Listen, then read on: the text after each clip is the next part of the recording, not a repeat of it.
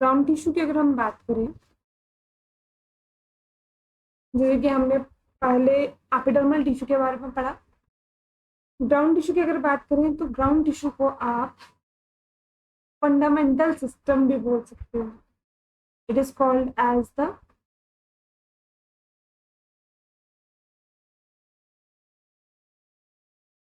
Fundamental tissue system, right. इसको हम क्या बोलते हैं? फंडामेंटल टिश्यू सिस्टम बोलते हैं। और जो ये टिश्यू है ये बल्क में प्रेजेंट होता है प्लांट्स के। हमने 3 कैटेगरी हमने बात की थी। सबसे पहले एपिडर्मल टिश्यू सिस्टम, फिर ग्राउंड टिश्यू सिस्टम, और तीसरा आता है आपका वेस्कुलर सिस्टम। तो ये तीनों जो है आपके पास 3 सिस्टम है, लेकिन तीनों की कैटेगराइजेशन क्या है? अलग अलग। तो आप बोलोगे कि ग्राउंड टिश्यू सिस्टम जो है मेनली वो आपका हेल्प किस में करेगा? जैसे एपिडर्मल जो है उसका काम होता है प्रोटेक्शन का, राइट। ग्राउंड टिश्यू जो है वो आपका फंडामेंटल टिश्यू है, जो आपके पास फ्रेम करेगा उसका cortex region, endodermis region, pericycle और पिथ वगैरह, मेडुलरी रेस का अरेंजमेंट कहता है उसके बारे में। और तीसरा होता है आपका वेस्कुलर, जिसमें आपके पास जाइलम एंड फ्लोएम का अरेंजमेंट किस टाइप का है हम वो पढ़ते हैं। तो सबसे पहले अगर हम यहाँ पर बात करें तो ग्राउंड टिश्यू हम पहले ही बोल सकते हैं कि इसको हम क्लियरली डिफ्रेंशिएट करते हैं डिफरेंट डिफरेंट जोन्स में।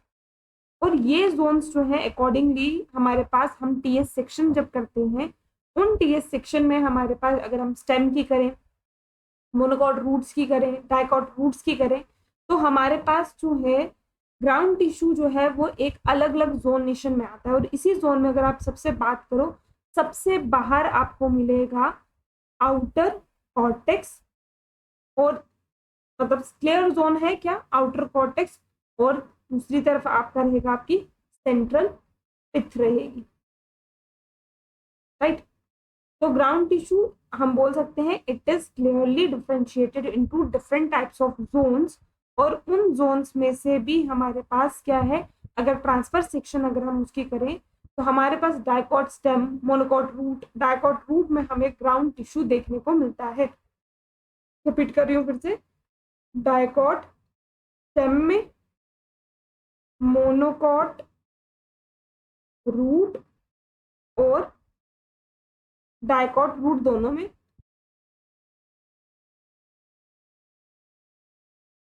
ठीक है। इन दोनों में भी आपको क्या दिख रहा है? क्लियर दिखता है आपको आउटर का कॉर्टेक्स भी, और आपको सेंट्रल पिथ भी दिखती है क्लियरली, राइट। देन जोनेशन में अगर हम बात करें, जो भी आप डिफ्रेंसिएशन की बात करते हो, तो डिफ्रेंसिएशन में आपके पास क्या आता है? जब हम कॉर्टेक्स की बात करें, इन बिटवीन कॉर्टेक्स और पिथ, क्योंकि मैंने बोला ये सबसे आउटर है और ये वाला आपके पास सबसे क्या है? Inner, right. ये वाला आपका सबसे क्या है? इनर है। तो आउटर और इनर के बीच में अगर हम बात करें, आउटर और इनर के बीच में बात करें, तो हम जब एनाटॉमी पढ़ते जाते हैं स्टेम्स और रूट्स की, हम उसमें देखेंगे कि वेरिएशंस कहाँ कहाँ पर आ रही है। लेकिन मेनली अगर आप देखोगे आपके पास मोनोकॉट स्टेम में, क्योंकि मैंने यहाँ नाम नहीं लिखा है, तो मोनोकॉट स्टेम में आपके पास डिफ्रेंसिएशन इसका मतलब नहीं होती है। लेकिन अगर लीव्स की बात करें, लीव्स में भी आपके पास मोनोकॉट और डाइकॉट जो होते हैं, उनमें आपके पास स्पेशल टाइप का टिश्यू होता है जिसको आप बोलते हो मिजोफिल टिश्यू, ठीक है। और यहाँ पर एज सच कॉर्टेक्स और पिथ लीव्स में भी नहीं होती है। ये आ गया एक जनरल आइडिया। अब सेक्शन कटिंग के हिसाब से अगर हम बात करें, अगर डाइकॉट स्टेम और जितनी भी एंजियोस्पर्म्स रूट्स की बात करें, तो सबसे पहला मैंने अभी बोला आपको, आपके पास है कॉर्टेक्स। कॉर्टेक्स सबसे, इट आप बोल सकते हो सबसे बाहर एपिडर्मिस होती है, राइट। एपिडर्मिस के सबसे नीचे, अगर यहाँ पे लाइन जो है ये एपिडर्मिस सेल्स है, यहाँ पर एपिडर्मिस सेल के नीचे जो है वो आपको क्या दिखेंगे? कॉर्टेक्स सेल्स दिखेंगे। और वहां पर भी उनकी मैनी लेयर्स होंगी, ठीक है। बिलो एपिडर्मिस, और इसमें भी क्या होती है? थिकनिंग्स प्रेजेंट होती है, थिकनेस होती है, अबाउट 3 to 4 लेयर्स होती है आपकी कॉर्टेक्स की, राइट। और कॉर्टेक्स को भी आप फर्दरली डिवाइड कर सकते हो तीन रीजन में, एक आपका हाइपोडर्मिस, एक आपका जर्नल कॉर्टेक्स रीजन होता है, और एक आपका आ जाता है आपका एंडोडर्मिस, राइट। सबसे पहले बात करते हैं हम हाइपोडर्मिस के बारे में। हाइपोडर्मिस जो है सबसे कॉर्टेक्स का आउटर पार्ट है, ठीक है, आउटर मोस्ट पोर्शन बोल सकते हो आप कॉर्टेक्स का, जो आपको स्टेम में देखने को मिलता है। लेकिन हाइपोडर्मिस जो याद रखोगे, it is absent in roots, ठीक है। उसके बाद सिंगल भी हो सकता है, मल्टी लेयर्ड भी हो सकता है, ठीक है। फिर अगर हम बात करें, हमने बोला हाइपोडर्मिस जो है आपका स्टेम में प्रेजेंट होगा, लेकिन रूट्स में एब्सेंट होगा। सिंगल लेयर भी हो सकता है, मल्टी लेयर भी हो सकता है। अगर हम डाइकॉट स्टेम की बात करें, इसकी डाइकॉट स्टेम की, डाइकॉट स्टेम में आपका जो हाइपोडर्मिस होता है, ये कोलन काइमेटस सेल का बना हो। तो कोलन काइमेटस सेल्स जो है they are the living cells, right. और आपके पास मोनोकॉट की अगर आप बात करोगे, मोनोकॉट स्टेम में, यहाँ से आप डिफ्रेंसिएशन देख सकते हो। मोनोकॉट स्टेम की अगर आप बात करोगे, वहां पर ये स्क्लेरन काइमा का बना होता है, दैट मीन्स डेड सेल का बना हुआ होता है, क्लियर। तो हाइपोडर्मिस का मेन फंक्शन अगर आपसे पूछा जाए तो क्या है, हाइपोडर्मिस का मेन काम आता है एक तो प्रोटेक्शन प्रोव करना, और दूसरी चीज जो है, अगर इसके यहाँ पर क्लोरोप्लास्ट प्रेजेंट होगी तो ये क्या करेगा, साथ साथ फोटोसिंथेसिस भी करेगा, राइट। कॉर्टेक्स में हमने हाइपोडर्मिस की बात की। हाइपोडर्मिस में मैंने बोला मोस्टली आपको आउटरली आपको दिखेगा, आउटर पोर्शन ऑफ कॉर्टेक्स जो स्टेम में दिखता है उसको आप हाइपोडर्मिस बोलते हो। रूट्स में एब्सेंट है, सिंगल भी हो सकता है, मल्टीलेयर भी हो सकता है। डाइकॉट स्टेम में कोलन काइमेटस नेचर का होता है, और आपके पास मोनोकॉट स्टेम में ये स्क्लेरन काइमेटस नेचर का होता है। फंक्शन क्या है इसका, प्रोटेक्टिव है, और क्लोरोप्लास्ट होगा तो फोटोसिंथेसिस भी करेगा। फिर आता है जिसको आप एक्चुअली में बोलते हो कॉर्टेक्स पार्ट या जर्नल कॉर्टेक्स पार्ट। हाइपोडर्मिस के नेक्स्ट आपको ये मिलेगा, ठीक है। और रूट्स में अगर आप देखोगे तो एपिडर्मिस के नेक्स्ट मिलेगा, एपिडर्मिस के नेक्स्ट आपको क्या मिलेगा, कॉर्टेक्स। और अगर आप स्टेम में देखोगे, पहले आपको एपिडर्मिस दिखेगा, फिर हाइपोडर्मिस दिखेगा, और फिर आपको मिलेगा कॉर्टेक्स, ठीक है। ये रूट्स में, और ये आपका स्टेम में, राइट। यहाँ तक बात समझ आ गई। देन आपका कॉर्टेक्स की लेयर भी जो है सिमिलरली, ये भी थिकनिंग्स प्रेजेंट हुई, थिकनेस होगी इसमें भी, और ये भी आपके पास जो है 2 से 3 लेयर्स में प्रेजेंट होगा, ठीक है। और इसका नेचर जो है, इसका नेचर रहता है आपके पास पैरेनकाइमेटस, स्टेम में भी और रूट्स में भी।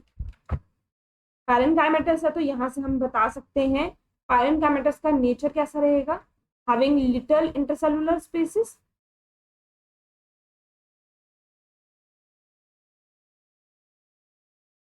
राइट। दूसरा थिन वॉल सेल्स होंगे ये, क्योंकि पैरेनकाइमेटस नेचर है इनका, ठीक है। थिन वॉल प्रेजेंट होंगे, और इंटरसेलुलर स्पेसेस या तो टोटली एब्सेंट होती है या तो बिल्कुल थोड़ी सी होती है। और ये जो सेल्स है कॉर्टेक्स के, ये आपको मेनली आपकी यंग स्टेम में दिखेंगे। और आपके लीव्स में अगर आप बात करो, तो आपके लीव्स में भी इनके पास क्या होता है, क्लोरोप्लास्ट। क्लोरोप्लास्ट है तो दैट मीन्स ये क्या करेंगे, फोटोसिंथेसिस। लेकिन अगर इनका मेन फंक्शन की अगर आप बात करो, इनका मेन फंक्शन है मैकेनिकल सपोर्ट करना, मैकेनिकल सपोर्ट करना, लीव्स में फोटोसिंथेसिस करना, यंग स्टेम में फोटोसिंथेसिस करना, और साथ साथ में आपके पास फूड को क्या करना, स्टोर करना। ये आ गया आपका कॉर्टेक्स का फंक्शन। देन कॉर्टेक्स के बाद अगर हम बात करें, तो कॉर्टेक्स के बाद लास्ट पार्ट बोला था मैंने आपको, एंडोडर्मिस। एंडोडर्मिस जो है आपका सबसे इनरमोस्ट लेयर है कॉर्टेक्स की, it is the innermost layer of your cortex region, तभी हम इसको क्या बोलते हैं, एंडोडर्मिस। और इसमें जो भी टिश्यूज हैं, राइट, जो भी जितने भी टिश्यूज होते हैं इसके एंडोडर्मिस के अंदर वाली तरफ पे, उसमें आपके पास प्रेजेंट होती है स्टील। और उस स्टील में आपके पास होता है पेरिसाइकल, आपके वेस्कुलर बंडल, और आपके पास आपकी पिथ। तो आप ये बोल सकते हो कि जो आपका एंडोडर्मिस है वो आपका एक बॉर्डर है in between your cortex and your skin. ठीक है, क्या बोला मैंने, एंडोडर्मिस जो है आपकी कॉर्टेक्स की सबसे इनर मोस्ट लेयर है। इसमें जो भी आपके टिश्यूज रहते हैं आपके एंडोडर्मिस के अंदर वाली तरफ, या आपकी इसके बाहर एंडोडर्मिस की लेयर होगी, इसके अंदर वाली तरफ जो भी चीजें होती है उसको आप बोलते हो स्टील। तो अगर देखने में अगर आप बनाओ तो ये लाइन आपकी कॉर्टेक्स सेल्स की है। ठीक है, इसके इन बिटवीन यहाँ पर ये आपके पास एंडोडर्मिस है, और इसके नीचे आपके पास जो होंगे वो होंगे आपके स्टील। तभी मैंने बोला ये आपका बॉर्डर है in between your cortex and your steel, right. और स्टील में क्या क्या आता है आपके पास, आपका पेरिसाइकल, वेस्कुलर बंडल और आपकी पिथ आती है। फिर अगर हम इसकी इंपॉर्टेंट पॉइंट्स की ओर बात करें, ये आपके पास सिंगल लेयर होती है, बाकी हमने दोनों में बोला 2 to 3 लेयर होती है, बट ये सिंगल लेयर होती है। कंपैक्ट सेल जो है इसमें आपस में अरेंज रहते हैं, और साथ ही साथ जो इसके सेल्स हैं, जो इसमें इसके सेल्स होते हैं वो थोड़े इलोंगेटेड फॉर्म में होते हैं। ठीक है, इलोंगेटेड फॉर्म में जो है इस तरीके से सेल्स ने अपने आप को जो है वहां पर क्या किया हुआ आता है, अरेंज सिलेंड्रिकल फॉर्म। अगर टीएस देखोगे एंडोडर्मिस की तो आपको वहां पर इसके ओवल शेप, सिलेंड्रिकल शेप, या फिर बैरल शेप, या फिर आपकी जो ड्रम शेप होती है बैरल शेप, आपकी ड्रम शेप, उस तरीके से आपको दिखेगा। ठीक है, ये इस तरीके से, this is your barrel shape. इस तरीके से भी आपको जो है आपका अगर टीएस करोगे तो ये सेक्शन आपको दिखेगी। अब ये जो सेल है इसमें लिविंग सेल्स प्रेजेंट होते हैं। ठीक है, और इसमें आपके पास स्टार्च प्रेजेंट होती है, और इसी वजह से आपका एंडोडर्मिस जो है, इसी वजह से आपका एंडोडर्मिस जो है उसको हम स्टार्च शीथ भी बोलते हैं। ठीक है, इसी वजह से इसको हम स्टार्च शीथ भी बोलते हैं। क्यों, क्योंकि इसमें आपके पास क्या है, सेल्स जो हैं वो लिविंग हैं और उनमें स्टार्च जो है ग्रेन प्रेजेंट होते हैं, इसी वजह से हम एंडोडर्मिस को क्या बोलते हैं, स्टार्च शीथ बोलते हैं। तो ये आ गया आपका कॉर्टेक्स के फर्दर आपके अगर देखोगे 3 पार्ट्स। अब इसी में अगर आप देखो आपके एंडोडर्मिस में एक टर्म आती है आपकी कैस्पेरियन स्ट्रिप। कैस्पेरियन स्ट्रिप्स की अगर हम बात करें, एंडोडर्मिस जो है आपका, स्पेशली आपका एंडोडर्मिस जो है उसमें अगर एक स्पेशल थिकनिंग, एक बैंड उनकी वॉल में अगर प्रेजेंट है, ठीक है, एंडोडर्मिस में क्या बोला, अगर there is some presence of special thickening, ठीक है, यह बैंड कोई आपको दिख रहा है उसकी वॉल में, उसको आप बोलते हो कैस्पेरियन स्ट्रिप।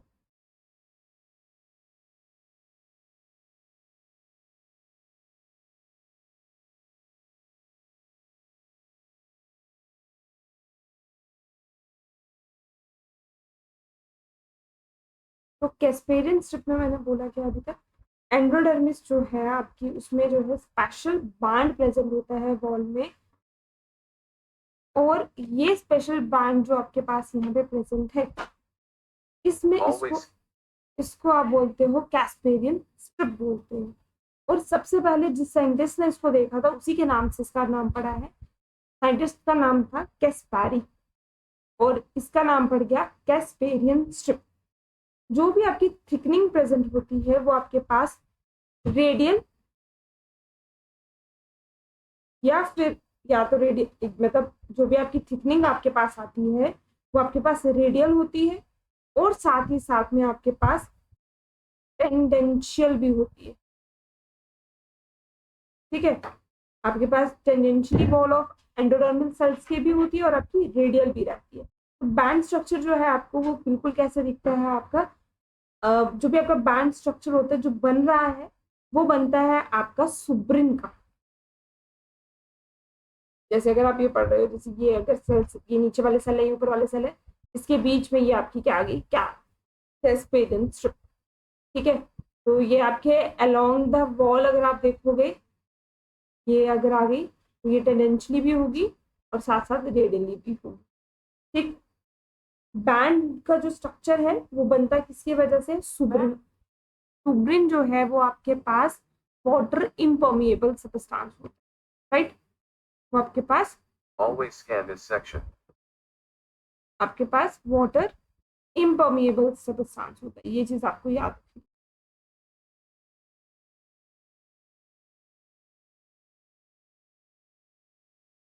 राइट।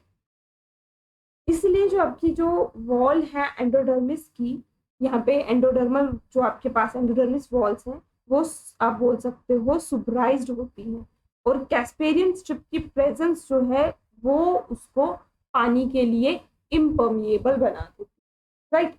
तो ये एक पार्ट आपका कॉर्टेक्स का खत्म हुआ। कॉर्टेक्स के बाद अगर आप देखो, कॉर्टेक्स के बाद आपके पास दूसरा पार्ट होता है जिसको आप बोलते हो पेरिसाइकल।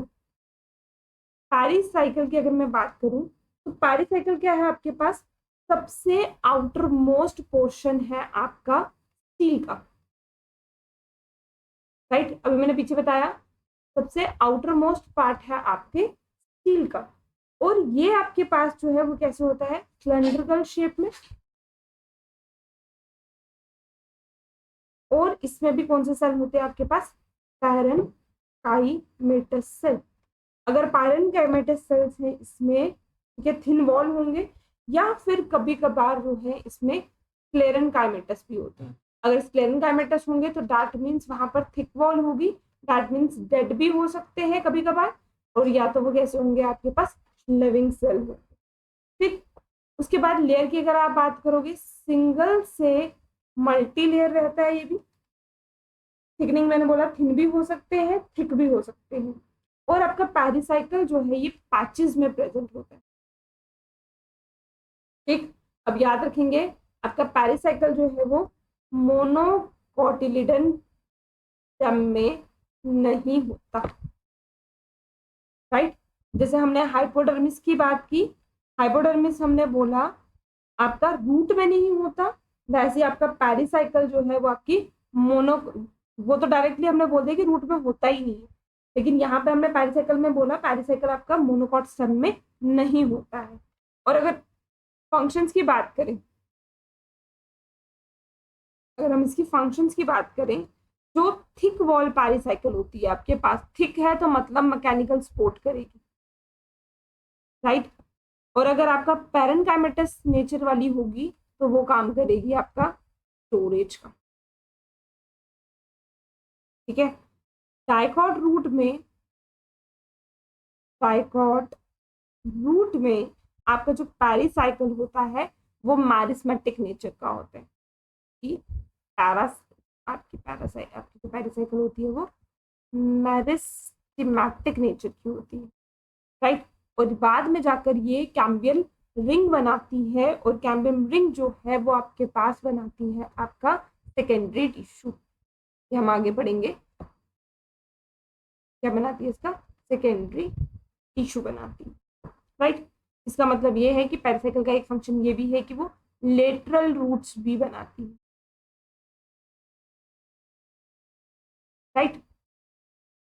लास्ट हो जाता है इसमें, लास्ट पार्ट जो हमारे पास वो है हमारे पास इसकी पिथ, सेंट्रल। आउटर से हमने बोला आउटर कॉर्टेक्स, कॉर्टेक्स के तीन part, hypodermis, general cortex and endodermis, उसमें हमने कैस्पेडियन स्ट्रिप की बात की, देन स्टील की बात की। तो हमने बोला आपके पास जो एंडोडर्मिस आपके पास है, तो ये और स्टील के पास अगर आप देखोगे तो ये इसके बीच में क्या बना रहा है, बॉर्डर लाइन बना रहा है आपके कॉर्टेक्स के बीच में और स्टील के बीच में। स्टील में तीन पार्ट बोले मैंने, आपके पास वहां पर आ जा रहा है आपके पास, ठीक है, आपकी स्टील में पेरिसाइकिल, आपके वेस्कुलर बंडल और आपका पिथ। वेस्कुलर बंडल को हम वेस्कुलर टिश्यू में पढ़ते हैं, और अभी पित्त की बात करें तो पित्त को ही आप मेडुला भी बोलते हो, पित्त को आप मेडुला भी बोलते हो। Dicot stem, dicot root, monocot root, इसमें इसकी जो लोकेशन होती है कहाँ कहाँ पे, आपकी dicot stem, dicot root, monocot root, stem नहीं है, पीछे भी हमने छोड़ दी स्टेम, यहाँ पर भी छोड़ के बात करें, यहाँ पर आपके पास ये सेंट्रली लोकलाइज्ड होती है, ठीक है, ये क्या ऑक्युपाई करती है, सेंट्रल पार्ट उसका। लेकिन मोनोकॉट स्टेम में पित्त जो है वो और वेस्कुलर बंडल आप जो है वो एक ही जैसे होते हैं, वो डिस्टिंग्विश जो है वो नहीं हो पाते, किसमें, मोनोकॉट में। ये याद रखेंगे, मोनोकॉट में आपके पास आपका पित्त और आपका वेस्कुलर बंडल जो है वो डिस्टिंक्ट नहीं होते, राइट। और आपकी पित्त जो है ये किसकी बनी होती है, आपकी पैरेन्काइमेटस सेल्स की।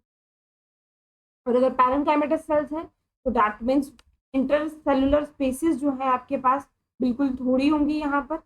और अगर आपके पास कभी कभार जो है, जैसे आपकी कंपोजिटी फैमिली में अगर आप देखोगे तो वहां पर आपके पास स्क्लेरेन्काइमेटस पित्त होती है, मतलब डेड। लेकिन बाकी मोस्टली जो है वहां पे कैसी होती है, पैरेन्काइमेटस। और यही पित्त जो है वो बनाती है आपके पास पित्त रेस, या फिर आप जिसको बोलते हो मेडुलरी रेस। देखो ये सारी टर्म्स हम पहले क्यों पढ़ रहे हैं, क्योंकि जब हम एनाटॉमी पढ़ेंगे और उसमें टर्म्स आएंगे तो हमें एग्जैक्टली पता होगा कि किस चीज के बारे में बात हो रही है। तो ये आपकी एक्सटेंशन है पित्त की, this is the extension of your pith. Dicots में, डाइकोटिलेडन्स की अगर हम बात करें, जो आपके पास पेरिफेरल लेयर्स होती है पित्त की, वो आपकी एक्सटेंड होती है in between your vascular bundle, और वो दूसरी तरफ से कांटेक्ट में आ जाती है आपके पेरिसाइकिल, ठीक है। और ये किस तरीके से एक्सटेंशन होती है, रेस की तरह, इसी वजह से इसको हम पित्त रेस भी बोलते हैं या फिर मेडुलरी रेस भी बोलते हैं। क्या बोला मैंने, ये these are the extensions of your pith. Dicots में आपके पेरिफेरल लेयर्स जो हैं, बाहर वाली लेयर्स आपकी पित्त की जो हैं, ये एक्सटेंड होती हैं बिटवीन योर वेस्कुलर बंडल, और साथ में दूसरी तरफ ये कांटेक्ट में आ जाती है आपके पेरिसाइकिल के। तो रेस की तरह एक्सटेंशन है, इसलिए इसको आप पित्त रेस या फिर मेडुलरी रेस कहते हैं। और बचा आपका जो ग्राउंड टिश्यू लीव्स में, तो मैंने पहले ही बोला ग्राउंड टिश्यू जो है आपका लीव्स में अगर आप बात करोगे तो वहां पे कॉर्टेक्स और पित्त नहीं होती है, वहां पे thin wall chloroplast containing cells होते हैं जिनको हम क्या बोलते हैं, मीजोफिल बोलते हैं। ये है आपके पास ग्राउंड टिश्यू सिस्टम, जहाँ पे हमने कॉर्टेक्स की बात की, कॉर्टेक्स में हाइपोकॉर्डर्मिस की बात की, कॉर्टेक्स की बात की, फिर जर्नल एंडोडर्मिस की बात की जिसमें स्टील बात की हमने। स्टील में आपके पास पेरिसाइकिल आ गया, पित्त आ गई आपके पास, और आपका वेस्कुलर बंडल आ गया। तो वेस्कुलर बंडल जो है वो आप अलग से हम पढ़ते हैं, जहाँ पे हम open vascular bundle, close vascular bundle, radial क्या होता है, कोजाइंट क्या होता है, फ्लोएम, जाइलम और कैम्बियम स्ट्रिप्स का कंसेप्ट जो है वो हम वेस्कुलर सिस्टम में पढ़ते हैं। अब यहाँ तक समझ जो है